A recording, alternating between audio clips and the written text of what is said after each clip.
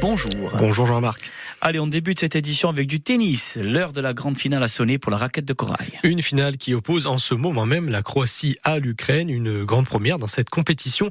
Jean-Philippe Thibaudot qui a mis aux prises depuis 4 jours les 8 meilleures nations européennes en 12 ans.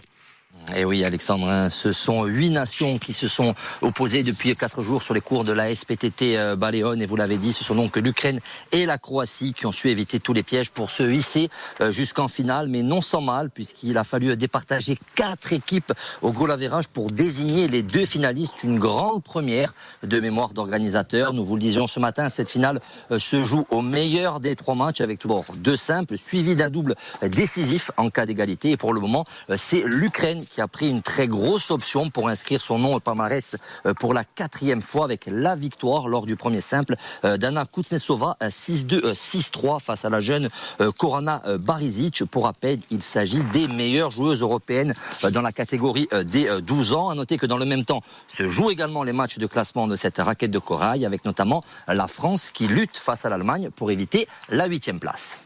Merci beaucoup Jean-Philippe Thibaudot.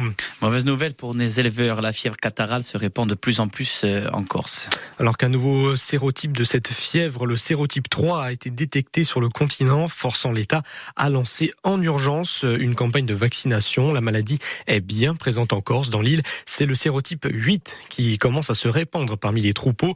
La DSV, la direction des services vétérinaires, et les agriculteurs sont sur le qui-vive. De nombreuses bêtes sont déjà mortes et l'épidémie semble plus précoce cette année. On écoute Joseph Colombani, président de la FDSEA de Haute-Corse, interrogé par Marion Galland. Sur la Haute-Corse, la DSV nous donnait l'autre jour 191 brebis mortes, alors que vous avez des exploitations, elles arrivent presque à ce chiffre à elles toutes seules. Non, nous, sérieusement, sur la Haute-Corse, on doit être à 1000, et la Corse du Sud, c'est un peu moins touché, on doit être à 700.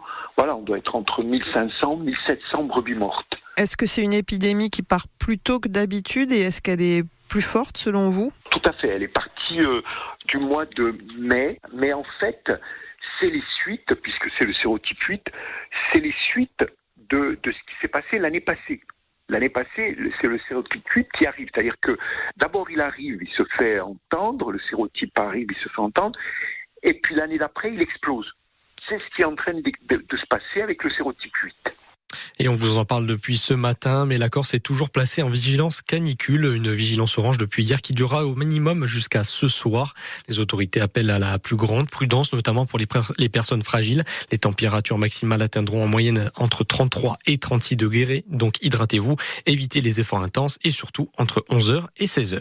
L'Office de tourisme du pays ajaccien et le Parc naturel régional de la Corse ont signé une convention afin de bien renseigner les touristes, notamment sur les risques en montagne.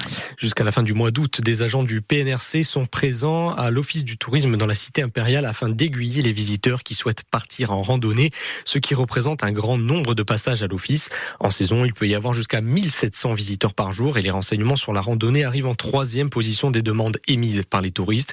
Et trop souvent, les dangers de la montagne sont sous-estimés, comme l'explique Jacques Coste, le président du Parc naturel régional de Corse, au micro de Marion Galland. Malheureusement, il y a souvent des accidents parce que les gens ne connaissent pas, ils s'aventurent. Sur les équipements, c'est pas toujours ce qu'il faut. On a rencontré en tang, en converse, pour aller en montagne, même sur le Montego, c'est pas évident. Au bord de mer, c'est sûr, à Ajaccio, on peut se promener en tang, hein.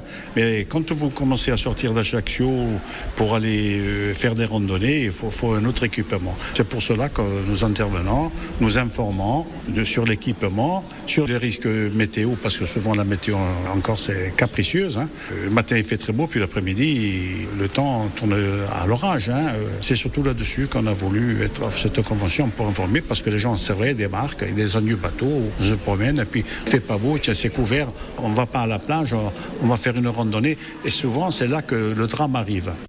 Il fait très chaud, on l'a dit, les salles de cinéma sont un véritable échappatoire aux fortes températures qui touchent la Corse. La fréquentation des salles de cinéma en Corse se porte bien cet été, forte chaleur et blockbuster. D'ailleurs, rime est le cocktail parfait pour les salles obscures climatisées.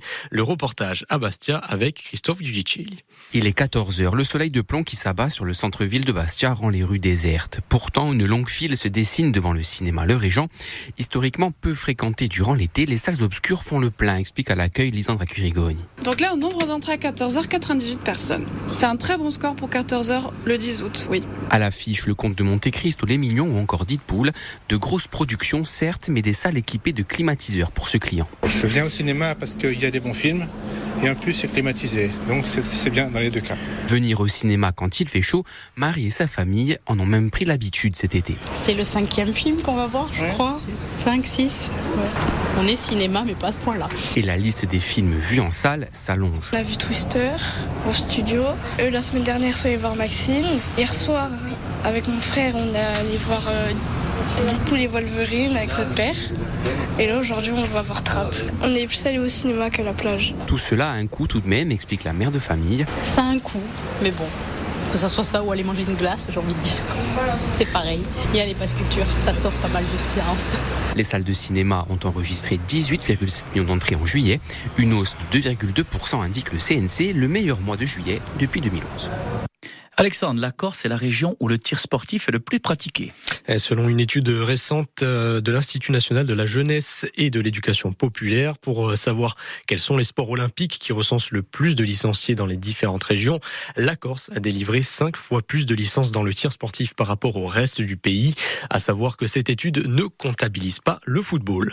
Et on termine avec du football, justement. Le Sporting et la CA ont joué hier leur dernier match de préparation. Et on commence avec le Sporting qui s'est imposé 2-1 à Angers avec des buts de Loïc Etoga et de Florian Bianchini. Les Tourquignes terminent donc leur préparation estivale de la meilleure des manières et en battant une équipe de Ligue 1. Un peu plus compliqué pour la CA, accroché au Paris FC 1-1 malgré un but de Michael Barreto à la 18e minute. Les Parisiens ont égalisé 10 minutes plus tard grâce à leur attaquant Noura Diko. Prochain match pour les deux équipes, ça sera en Ligue 2, le 16 août pour Ajaccio face à Rodez et lundi 19 août pour le Sporting qui